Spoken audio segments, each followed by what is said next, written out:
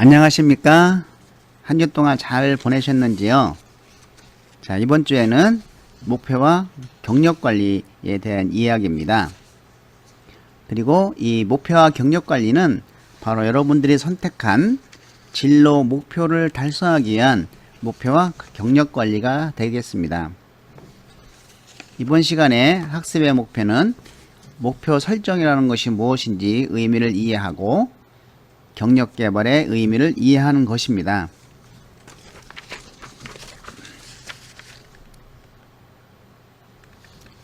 목표 설정의 의의를 살펴보도록 하겠습니다. 이제 목표는 개인의 행동이나 동기에 영향을 줄 수 있는 것이죠. 그리고 결국은 우리가 진로라고 하는 것은 자기 분석을 하고 직업을 선택을 하고 거기에 맞는 목표를 설정하고 경력 계획을 세우고 우리가 말 그대로 이제 커리어 포트폴리오 진로 설계를 다 했다고 하자. 근데 이것을 행동으로 옮기지 않으면 아무런 소용이 없는 거 아닙니까? 결국은 이 진로라고 하는 것은 내가 실천하는 것이죠. 얼마나 행동으로 옮기느냐 하는 겁니다. 근데 그 행동도 하루 이틀 하다가 그만두면 안 되겠죠. 그래서 그러한 행동을 지속적으로 할 수 있도록 비전이라든지 또 미래의 어떤 내 모습 이런 걸 생각하면서 이제 자기 스스로 행동을 하게끔 만드는 것이죠. 그래서 이 비전이라든지 미래의 이런 것은 이제 우리가 행동 이후에 이제 나타나는 것들이고, 목표는 행동 전에 목표를 세우는 것이죠. 그러므로서 행동을 하게끔 만들어주는 인지적인 요소다. 굉장히 중요한 인지적인 요소다라고 볼 수가 있겠습니다. 자, 이러한 목표는 우리가 당장 눈에 보이지 않아도 장기간 동안 개인의 행동을 조직하고 유지하는 데 도움을 줄 수 있는 것이죠. 이런 목표를 설정할 때는 우리가 구체적으로 해야 되고, 이러한 구체적으로 설정한다는 것은 자신의 진로 설계에 의한 어떤 실행에 지침이 된다는 것이죠. 이를 통해 목적이 달성이 되고 또 궁극적으로 자아실현과 행복한 삶을 추구할 수 있는 것입니다. 자, 그러면 우리가 목표를 설정할 때 어떤 법칙이 있지 않겠느냐라는 것이죠. 그래서 우리가 이 목표 설정의 스마트 법칙을 살펴보도록 하겠습니다. 자, 스마트 법칙이라고 하는 것은 첫 번째는 목표는 구체적이어야 한다라는 것이죠. 그래서 구체적인 목표가 중요한 것이죠. 자, 우리가 예를 들면 토익 공부를 좀 해야지 이렇게 정하는 것보다는 매일 아침 5시부터 7시까지 이런 언제라든지 어디서, 집에서 또는 학원서 무엇을 토익책을 아니면 어휘책을 얼마나 2장씩 아니면 어학 같은 거는 20단어씩 이렇게 측정하고 주요 단어 암기와 문제풀이를 하겠다처럼 구체적이어야만 된다는 것이죠. 자, 그리고 두 번째는 측정 가능해야 된다라고 하는 겁니다.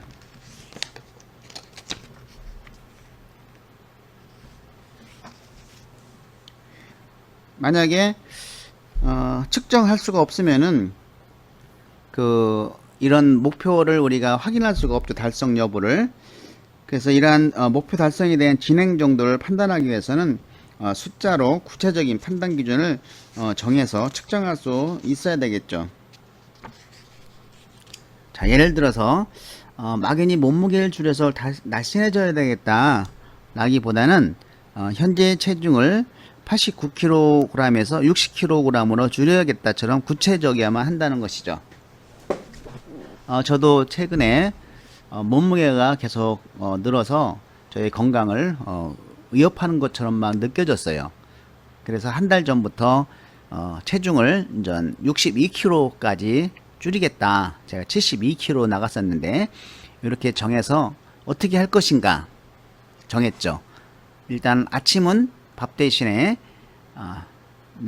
제가 먹는 뭐 다른 걸 단백질이라든지 이런 것을 좀 먹고 아침을 먹지 말자. 점심도 밥은 먹지 말고 또는 밥을 먹으면 저녁은 다른 걸 먹고 이런 식으로 하루에 한 끼를 먹으면서 그 대신 건강에 해끼치지 않도록 다른 그 어떤 탄수화물 줄이는 음식을 중심으로 해서 먹고 그리고 뱃살 빼기 운동을 하루에 5회씩 하고 저녁 때 TV 보면서 앉아서 보지 말고 운동하면서 보자 이렇게 정하고 꾸준히 했습니다. 그랬더니 한 달 만에 지금 5kg를 감량했는데 여전히 이제 5kg가 더 남았죠. 근데 잘 안 빠져요. 이제 그 이후에는 그래서 다시 또 정했죠. 그렇게 하고 운동을 좀 더 하자. 그래서 줄넘기를 2,000번에서 3,000번 내외로 하고 한 일주일 정도는 2,000번씩 하고 그 이후에 한번 2,500번, 3,000번 단계적으로 높여보자. 뭐 이렇게 지금 정했습니다. 자, 그래서 지금 많이 효과를 좀 보고 있어요. 세 번째는 달성 가능한 목표가 된다. 만약에 제가 몸무게 10kg를 뺀다는 것이 불가능하다면은 이게 어떤 목표가 될 수가 없겠죠. 근데 제가 여태까지 10kg를 빼본 적이 없는 것 같아요. 많이 빼야 뭐 7kg 정도는 뺀 적이 있는데 그래서 요번에는 한번 시도를 좀 해보려고 합니다. 여러분들 몸무게 뺄 때 천천히 빼세요. 굶지 말고 탄수화물 줄이면서 운동을 열심히 하면 빠집니다. 꾸준히 해야 빠지는 것 같아요. 자, 그래서 달성 가능한 건데, 자, 예를 들어서, 친절한 사람이 되자라기보다는, 만나는 사람마다 먼저 밝게 웃으면서 인사를 하자처럼 내가 행동으로 옮길 수 있는 목표야만 된다는 것이죠. 자, 결과 지향적인 것이어야 된다. 자, 목표를 세워서 그것을 달성하면 당연히 구체적인 결과가 나와야 한다는 말이죠. 그래서 저는 매일매일 몸무게를 측정합니다. 매일매일 측정해야 돼요. 그래야 내가 그날 어떻게 밥을 먹고 어떤 음식을 조절하고 어떻게 운동을 더 해야 되겠다는 생각이 드는 것이죠. 그래서 이 결과를 기대할 수 없는 목표는 좌절감만 줄 수가 있겠다. 자, 예를 들면은 담배를 끊자 라고 하는 것보다는 오늘 하루만 담배를 끊자 이렇게 좀 더 좌절감을 덜 느끼기 위해서 오늘 하루는 끊을 수 있지 않습니까? 그리고 끊는 날을 2일, 3일, 1개월로 늘려나가 보는 것이죠. 이것처럼 단계별로 어떤 결과를 도출할 수 있는 실행 가능한 목표를 정하는 것이 훨씬 더 바람직하다는 것이죠. 그리고 달성 기한이 있어야 된다. 저는 12월까지입니다. 이런 달성 기간이 있어야 된다는 것이죠. 그래서 목표를 설정할 때는 반드시 목표 달성 기간도 함께 설정해야 된다는 것이죠. 자, 예를 들어서 지금부터 토익 점수 700점을 위해 노력해야겠다 보다는 지금 토익 점수가 600점이니까 앞으로 6개월 안에 토익 점수를 700점 이상으로 올려야겠다. 이것을 올 12월 달까지 한번 100점은 올려야 되겠다 라는 것을 이렇게 설정할 수가 있는 것이죠. 자, 이와 같이 목표를 설정할 때는 스마트 법칙으로 자, 구체적이어야 되고 측정 가능해야 되고 수량화 시켜야 하고 그다음에 달성 가능해야 되고 또 매일매일 결과를 지향적이어야 되고 또 목표는 이런 달성 기간이 있어야 된다.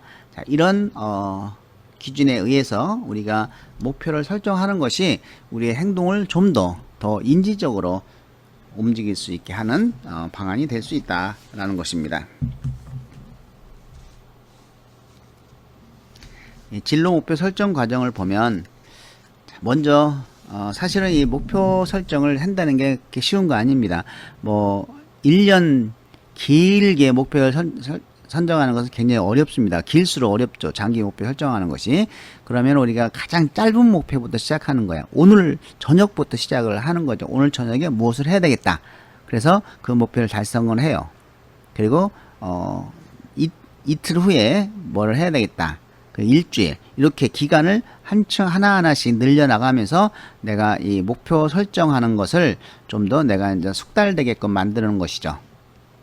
그래서 이 우리가 목표를 세울 때 중요한 것은 하나 있습니다. 내 인생에서 가장 중요한 거 아니면 지금 현재 가장 중요한 목표가 무엇인지를 먼저 정해야 됩니다.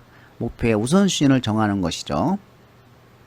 이거는 시간 관리하고도 많이 연결이 돼 있습니다. 내가 현재 가장 중요한 인생의 목표에 많은 시간을 쏟는 것이죠. 그리고 단계적으로 장단기 목표를 세우고 어떤 최고의 생애 목표가 뭘까? 10년, 5년, 또 금년 말, 이번 달, 이번 주 오늘에 이루고 싶은 목표를 설정해 한번 보십시오. 그리고 지난날 자신의 삶에 대한 피드백과 앞으로의 노력에 대해서 분석하고 계획을 세우는 것도 매우 중요하다고 볼 수가 있겠습니다.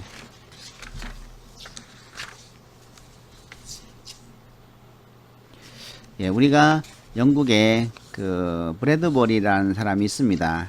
이 사람은 전 쇼트트랙 선수였는데 별로 이렇게 주목받는 선수는 아니었지만은 영국에 최초로 금메달을 안겨준 사람입니다. 이 쇼트트랙 분야에서. 자, 이 포기하지 않는 사람 브래드버리 이야기를 한번 읽어보도록 하겠습니다. 자, 호주의 쇼트트랙 선수 브래드버리는 2002년 동계올림픽에서 그다지 주목받는 선수는 아니었습니다. 1000m 쇼트트랙 대회에서 아무도 예상치 못했던 금메달을 딴 사람이죠. 그는 1994년 릴레함메로 동계올림픽에 처음 출전했지만 넘어지면서 조별 예선 경기에 탈락을 하였고, 그 후 1998년 나가노 동계올림픽에 출전했지만 또다시 예선 탈락을 한 것이죠. 2000년에는 훈련 중에 목표 골절로 선수 생활을 할 수 없는 최대의 위기를 맞이했으나 그는 포기하지 않고 2002년 솔트레이크 시티 동계올림픽에 출전했습니다. 그는 조별 예선에서 2번의 부정 출발을 하였으나 긴장을 풀도록 시간을 배려해준 심판 덕분에 가까스로 예선에 통과를 한 사람입니다. 준準결승전에서 3위로 결승선에 들어와서 떨어질 의혹이 있었는데 운 좋게 앞 선수의 부정행위로 탈락이 되자 브래드버리는 2위가 돼서 9사1생으로 준결승에 진출한 사람이죠. 이 준결승에서는 우리가 이제는 유력한 우승 후보인 한국의 김동성 또 넘어졌습니다. 탈락했고 마지막 지점에서 또 선두그룹 2명의 선수가 넘어지면서 브래드버리는 결승에 진출할 수 있는 행운을 얻게 되는 것이죠.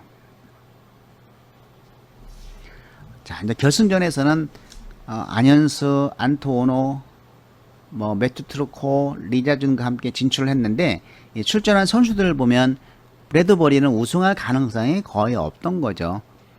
예상대로 브래드버리는 다른 선수들보다 한참 뒤쳐 있었습니다.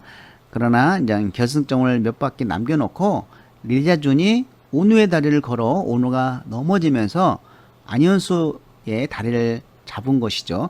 이러한 치열한 몸싸움으로 세 선수가 동시에 엉켜서 넘어지고 맙니다.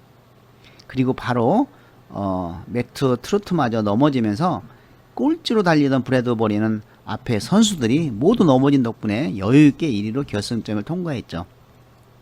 자, 그 결과로 브래드버리는 올림픽 역사상 가장 운 좋게 금메달을 딴 선수 중 하나라고 평가받았고, 또한 그는 호주 역사상 동계올림픽에서 최초로 금메달을 안겨준 사람이었죠. 그 후 그는 호주의 영웅이 되었으며 호주의 우정공사는 그를 기념한 우표까지 발행을 하였습니다. 비록 브래드버리는 남의 불행으로 금메달을 체득했지만 아무도 그를 비난하지 않았습니다. 그것은 그가 어떤 불굴의 의지로 부상을 극복하고 올림픽 출전을 포기하지 않고 이런 10년간 최선을 다한 결과인 것이죠. 자, 우리는 인생의 성공은 이런 자신의 목표를 포기하지 않는 사람에게 온다는 사실을 분명히 알아야 합니다. 자신이 목표를 세우고 끊임없이 노력했을 때 여러분에게 어떤 계획된 우연, 새로운 진로가 열린다고 전에 말한 적이 있습니다.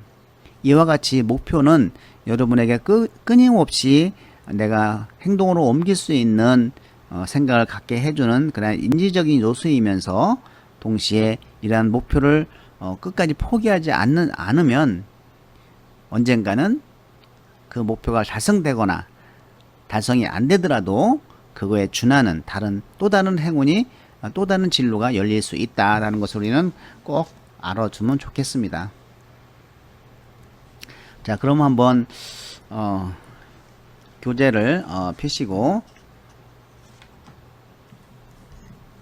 131페이지에 있습니다. 그래서 자신의 목표 관리를 한번 평가해 보는 시간을 갖도록 하겠습니다. 작년 또는 지난달, 지난주 셋 중에 하나를 계획했던 목표들은 무엇이었나 쓰신 다음에 계획했던 목표들을 얼마나 달성했는가, 그리고 그 목표의 달성률을 한번 적어 보시고 달성하지 못하면 미달성한 이유를 한번 적어 보시기 바랍니다.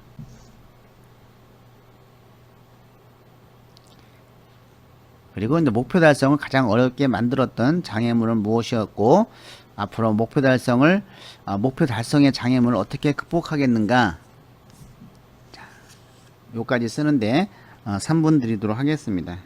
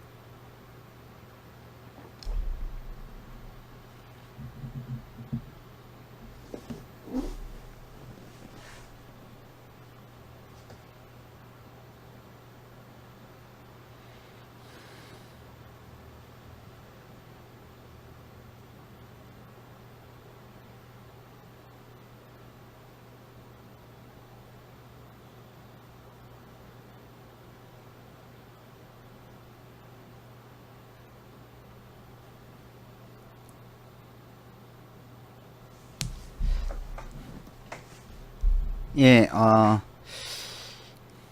어떤 것을 100% 달성했고 어떤 목표를 달성 못했는지 우리가 그 이유를 좀 이제 알게 됐죠. 그리고 이제 목표 달성을 위해서 가장 어렵게 만든 스스로 장애물이 있죠. 그것이 잠이 많다든지 아니면 친구들과 어울려 다니는 시간이라든지 여러 가지 그런 어떤 장애물이 있었을 겁니다. 그래서 이제 앞으로 목표 달성의 장애물을 어떻게 극복을 하겠다든지 이런 것들이 여러분들이 스스로 이제 인지를 했다고 생각을 합니다. 자, 그러면 우리가 인생의 주요 분야에 대해서 연대기별로 중점 목표를 한번 설정해 보도록 하겠습니다. 자, 시기 20대, 30대, 40대, 50대, 60대 이후 내가 어떤 직업을 갖고 가족 구성은 어떻게 할 것이며 사회 활동은 어떻게 하고 내 수입은 어느 정도 되게 하고 또 직장을 다니면서의 나의 개발은 어떻게 할 것이다. 뭐 이런 것들을 한번 간단하게나마 여러분 생각하는 대로 한 2분 정도 작성해 보도록 하겠습니다.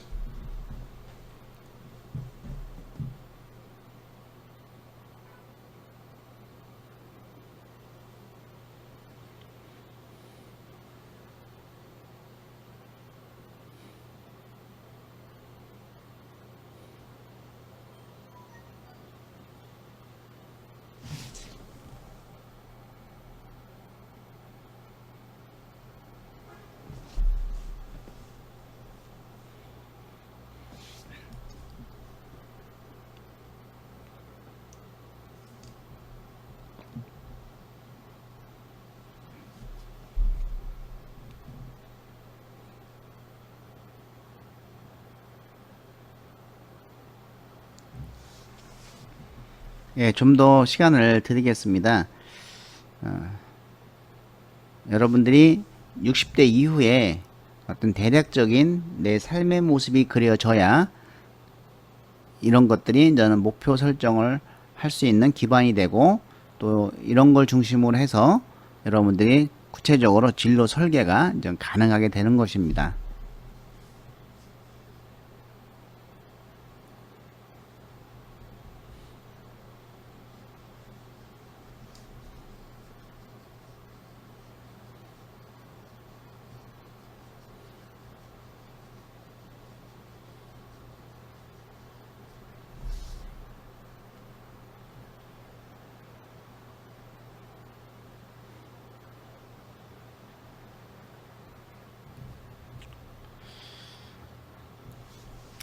저는 20대에 취업을 했지만 20대에서 30대에 20대 후반에 취업을 해갖고 30대 초반에서 회사를 그만두면서 2년 동안 회사를 7번 옮겨 다녔습니다. 예, 잘한 건 아니죠. 그리고 그 이후에 39세까지 사업도 5번이나 해서 다 잘 안 됐습니다. 예, 이것도 역시 정말 잘한 게 아니죠. 그래서 39살 때부터 공부를 해서 이제 44세 때, 44세 때 대학에 왔습니다. 그리고 이제 지금까지 이제 교수직을 쭉 하면서 저는 생각을 해봅니다. 진로 전문가로서 과연 내가 교수가 정말 하고 싶은 일이었는가? 그것은 아닌 것이죠. 그러면 정말 내가 하고 싶은 일을 해야 되는데 현재 내가 교수로 있었던 이런 것들이 도움이 되는가? 매우 도움이 되는 일인 것 같아요. 그래서 65세 이후에 내 은퇴 후에 정말 하고 싶은 일을 하기 위해서 10년 전부터 준비를 해오고 있습니다. 여러분들도 항상 10년을 내다보면서 자신의 미래 설계를 하는 것이 진로의 어떤 힘을 여러분들이 가질 수 있는 것이라 생각합니다. 예, 여기까지 수업을 마치도록 하겠습니다. 예, 수고 많이 하셨습니다.